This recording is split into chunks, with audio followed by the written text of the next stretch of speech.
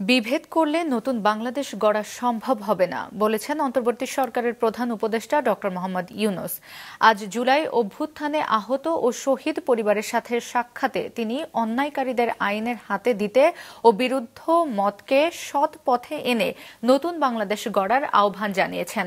আহত ও শহীদ পরিবারের উদ্দেশ্যে তিনি আরও বলেন, আন্দোলনকারীরা যা করেছে তা শুধু বাংলাদেশে নয়, সারা পৃথিবীতেই বিরল। তাদের স্বীকৃতির জন্য যা যা করতে হয় আমরা করব। এ সময় অপরাধীদের দ্রুত বিচারের দাবি প্রসঙ্গে প্রধান উপদেষ্টা বলেন, বিচার তাৎক্ষণিক হয় না, তাতে অবিচার হয়। আমরা সুবিচার করতে চাই। বলেন, জুলাই গণঅভ্যুত্থানে আহতদের চিকিৎসা ও নিহতদের পরিবারের দায়িত্ব রাষ্ট্র আনুষ্ঠানিকভাবে গ্রহণ করেছে। এটি চলমান প্রক্রিয়া। এখন ঠিকমতো কাজ না করলে প্রতিষ্ঠানকে জবাবদিহিতার আওতায় আনা যাবে।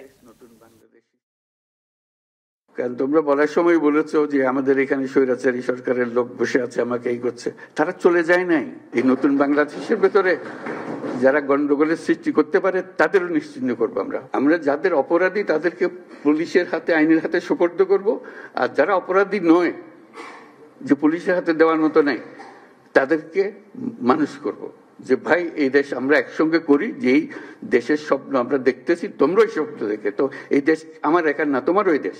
যদি বল তারা সে আমারে পিটবে, আমি পিটবো, এটা এই পিটাপিটির শেষ কোনোদিন হবে না।